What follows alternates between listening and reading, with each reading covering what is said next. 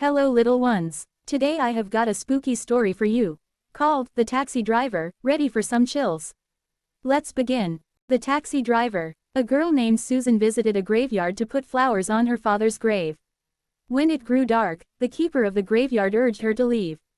There are a lot of evil spirits here in the evening, Missy, he explained. As Susan walked out of the graveyard, she felt someone accompanying her.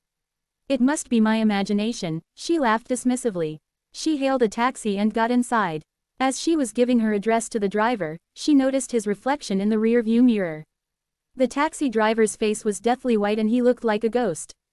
Susan was frightened. Since the graveyard was located in the countryside, far from town, the road was deserted. She shut her eyes immediately and started saying her prayers. Susan opened her eyes after some time to find that the driver was staring at her in his rear-view mirror.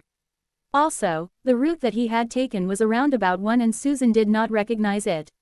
It was only when the taxi entered the city and she was in familiar territory that Susan heaved a huge sigh of relief. Taxi drivers are normally chatty people, so it was strange that the driver hadn't spoken a single word during the entire journey.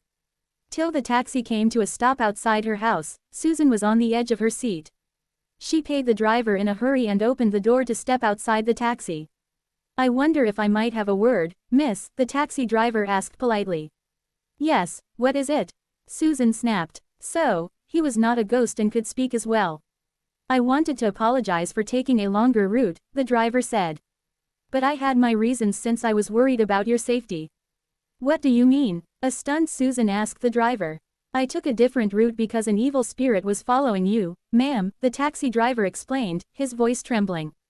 "You must burn your clothes as soon as you enter your house, though I feel that the spirit must have fled once it heard you praying to God." "What nonsense. How do you know that?"